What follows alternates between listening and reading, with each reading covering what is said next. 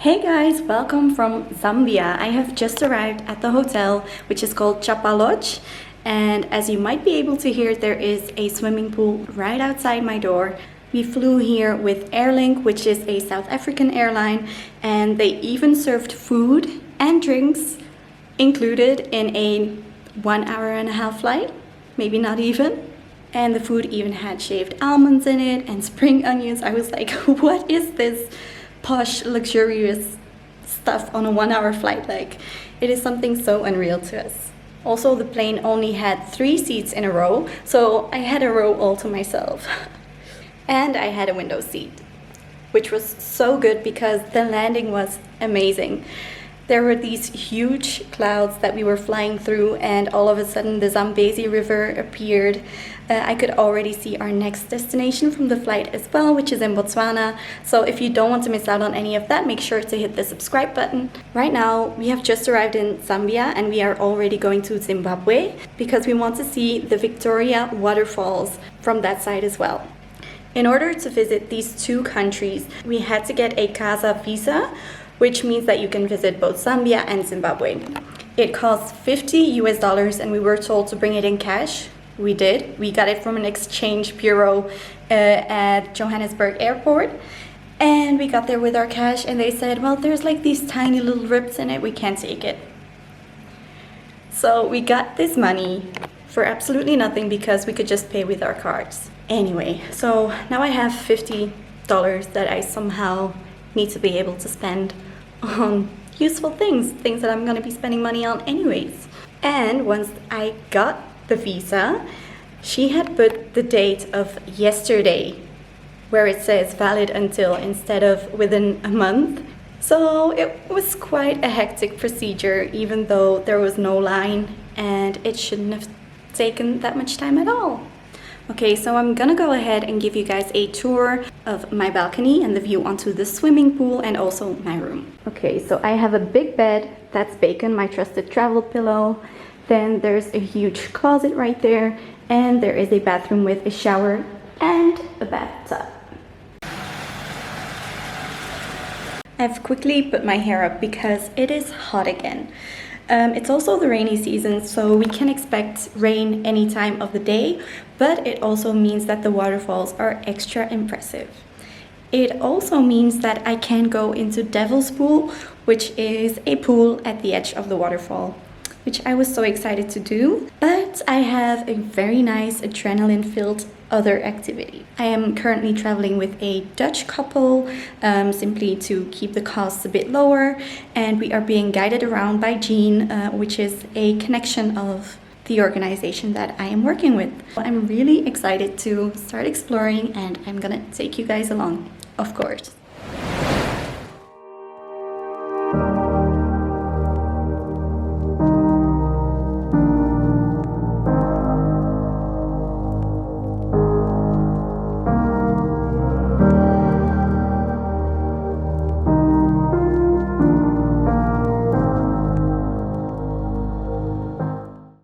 Good morning, guys. It is the next day. Yesterday I did document everything we did on the Zimbabwe side, but I didn't really narrate it because it was an experience and a lot happened, and afterwards I needed some time to process everything. So here I am going to talk you guys through everything that happened yesterday in the afternoon. So to get to Zimbabwe, you also need a PCR test. I still had mine that was valid for 72 hours, so I took it at 5 p.m. on the 8th, and then I flew on the 9th. I arrived on the 10th, and then I took the second flight on the 11th yesterday. So that was yesterday morning to arrive in Zambia and to travel through onto the Zimbabwe side, all with the same test, and just to make sure that we got back in time to be able to cross back into Zambia. Although I thought this was communicated well to the guides here, it wasn't. They picked us up at 2:30, and by the time we had crossed into Zimbabwe, which took us 3 border stops, it was already 3:30 p.m. when we got there. So I told the guide on the Zimbabwe side, because there were 2 guides, one on each side of the border, you know that I need to be back by 4, right? No, I didn't. It seemed like there was no way for us to visit the falls and also be back in time, which was something that wasn't communicated to us. But I think the guide was just like, F it, you're here now, so let's make the most of it.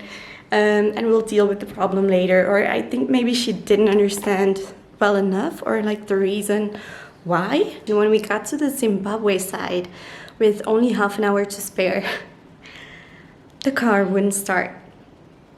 In the end, it was only a 1-minute walk to the entrance of the park, but somehow they still wanted to jumpstart the car to get it going and put it on the parking space. With so little time left, I was like, okay, this is it. This is not gonna work. Like, the car isn't even starting. We had no idea it was only a 1-minute walk away. Oh, the stress. We get to the line, it takes so long to get in. Then we get to the first viewpoint and she's like, do you want to go all the way down the steps and get a bit closer up to the waterfalls? You can walk up to Livingstone statue. I'm like, you tell us, like, tell us what to do for the short amount of time, what we really need to see. And she was like, yeah, just Livingstone statue there, and then we come back and we walk to the viewpoint. Okay. I was really stressed trying to see everything in time, but it turned out that it just wasn't possible. And soon I realized that we were never going to be back in time, and that the guide also still didn't really know what was happening, or didn't really felt the pressure of the time or anything, which is very African, let's admit it. So I asked her, like, how are we gonna get back in time? You know, I'll have to retake the PCR test. Or that's when she started panicking. When she heard that I would need to take another PCR. Somehow she didn't realize that. When I said we need to be back by 4 because my PCR expires, she didn't realize I'd have to take a new one. So then she started arranging, and there were 2 options. By then I had been walking around, stressed, running from one viewpoint to the next, getting some shots, not enjoying it, not taking it in enough. But yeah, anyway. So there were 2 options. Either we try our luck, and I'm stuck in between the 3 border posts, not being able to get into either country anymore, or we have a PCR test at a laboratory that was about to close, and it would take 2 hours to get the results. Obviously, I didn't want to go with option 2 because that meant I had to pay again, and there are still so many PCR tests coming up on this trip. Because hello, this is the Epic Africa adventure. It doesn't stop here. It will continue, and it's gonna require a lot more PCR tests. But anyway, so we went with option 1, but the guide on the Zambia side, she was going to ask at the border if they would let me cross, because it was only a couple of minutes late, just to make sure that I wouldn't be stuck in the middle. So we made our way back to the Zimbabwe post, and that's where we waited until we heard back from the guide on the Zambia side. Eventually she said it would be fine, and we could cross anyways, but it was so much stress, which could have been avoided, and I didn't enjoy it at all. It's been so frustrating the past 3 days.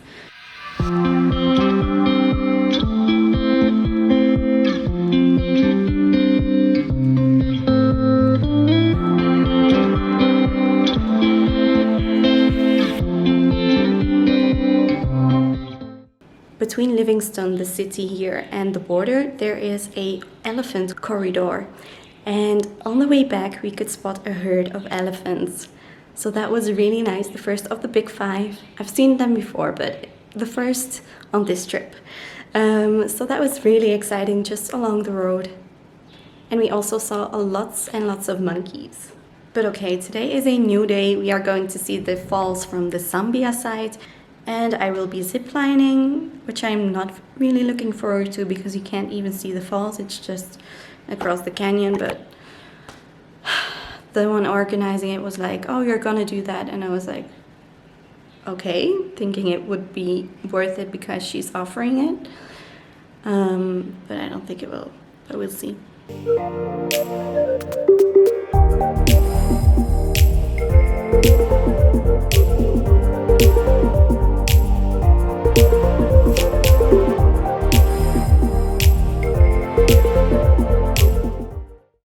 was time to get very, very wet.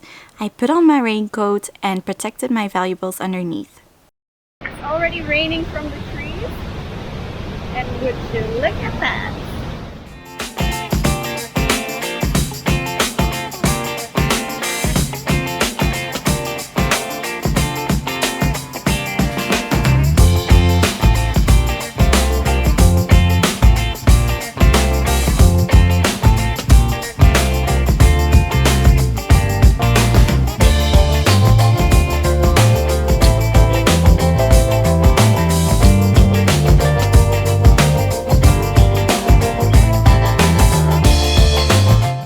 We just visited the waterfalls on the Zambian side.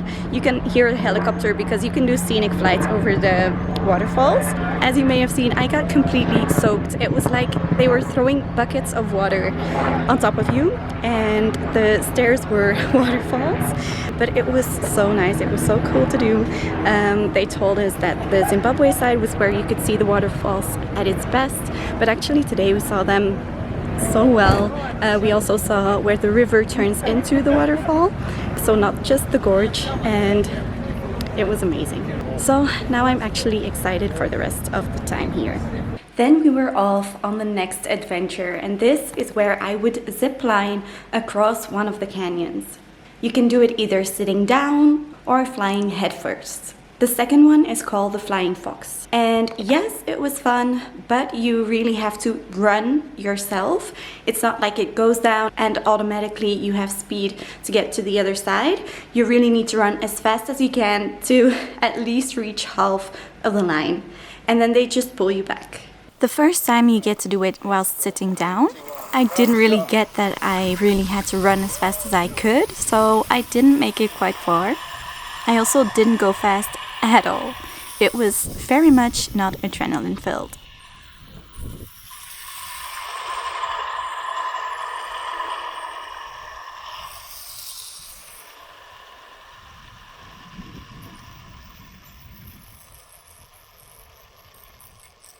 And then about halfway I was pulled back.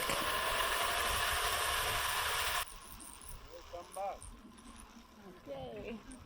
How was it? Good. Alright, so we just want to get some pictures. Look to the Okay. camera there. Let go both hands. There we go. Get some pictures, sir. Let go. Free your hand.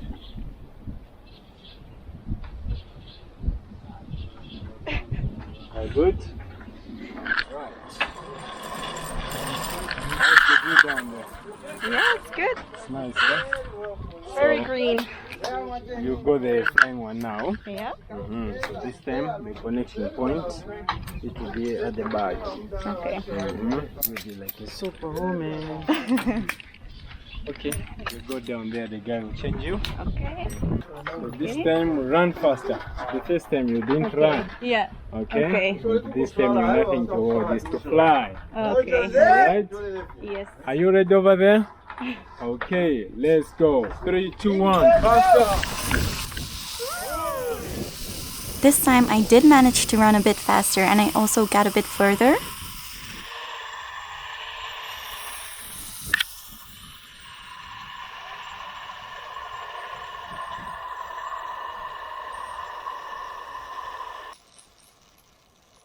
I also liked the Flying Fox a lot more than the one sitting down, and I got to do it again because, well, the first time I didn't get very far. Okay, good to go? Yes. 3, 2, 1.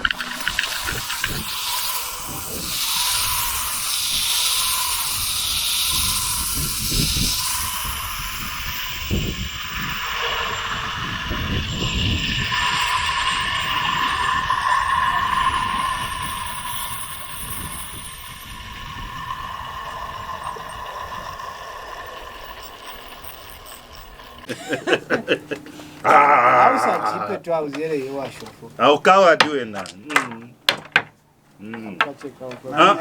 You've moved. Was it worth it to do it here? I would say no, because you don't see anything of the waterfalls. You just see the river like pretty far away. It wasn't very adrenaline filled since it goes quite slow unless you can really walk fast, and my legs are too short. I could barely even touch the ground. So if you do want to do an adrenaline filled activity, you can jump off Victoria Falls Bridge. From there you can see some waterfalls, or you could do the swing, which is also where I did the ziplining. So it pretty much lets you fall and you almost reach the other side of the canyon. I think what I would like most personally is the delta planes. They look insane. Like if you can have a scenic view, a scenic flight over the waterfalls, it looks absolutely insane. A helicopter flight as well, of course, but I think the delta plane really gives you an extra explorer feeling. You can also go rafting on the river. We did the sunset cruise the next day. On the way back from the ziplining, we spotted some zebras. We had just passed through cows, and by the time that I realized it was a zebra that I was looking at, it was like, it took a really long time to sink in. But then the driver went closer and we were so nearby, and they are honestly so beautiful. They also act just like horses. Then our guide told the driver that by now we had seen a hippo, we had seen some elephants, and also zebras. The driver was like, so you haven't seen any giraffes? We were like, no, we haven't seen any yet on this trip, because obviously we've seen giraffes. And he was like, okay, hold on, let me make a call. So he made a call to probably a friend of his at this resort, where they have giraffes running around the resort, also some zebras and some other animals. And he took us there. We were picked up by a golf cart, and they took us to the giraffes that were just eating in between the accommodations. It was so much fun. Like, we could get so close up, and it was so impressive to see them just hang around there. So that was really cool of him to do that, because that was not included, or that was a complete surprise. After that, they dropped us off at Café Zambezi. This is one of the best spots in Livingston to go and eat. We had a lovely fresh fish, and it's a very cozy place to be. The next day we went to Mukuni village. This is a local village nearby Livingston where the people still live the traditional way. They live from agriculture, firewood, they even make some wooden statues, and it was very fascinating to see how these people still live, and probably how a lot of people still live in the entire country. We were even invited into someone's home.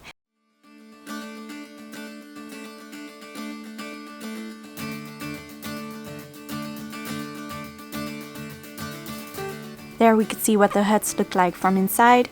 Also we could see the kitchen, the pantry, and although everything is outside, the ladies were sweeping the ground, and they are making sure that everything is nice and clean, and that there is not too much rubbish or leaves and stuff in their own yard. At the end of the tour, obviously we were shown the local crafts market, where we got the chance to purchase any of the wooden statues and souvenirs that they were making there locally. After that, we went to the Livingston Museum, where you learn a lot about the history of Zambia, but also the nature, the culture, pretty much anything you can think of. It was quite interesting, actually.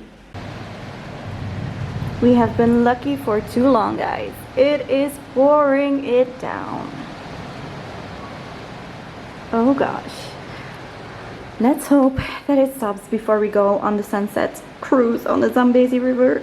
Oh. In the evening we went on our last activity here in Livingston, which was the sunset cruise with the African Queen cruise. This went very slow. All the drinks were included though, also alcoholic beverages. We had a local beer, a gin and tonic, and also some snacks were included. And by the time that you are back on the docks, the sun has set. The highlight of this activity was without a doubt the hippos that were hiding in the bushes, and we could hear them before we could see them. If they didn't make a sound, probably you wouldn't even see them, because they are underneath the water, and then they come up for air, and that's how you can hear them and spot them. Ja, de hippo. Daar zit hij, het nijlpaard.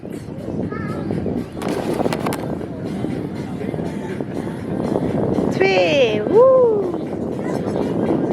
And it was very impressive. It was my first time seeing the hippos really in their natural habitat, like looking for them. So that was definitely a highlight of the sunset cruise.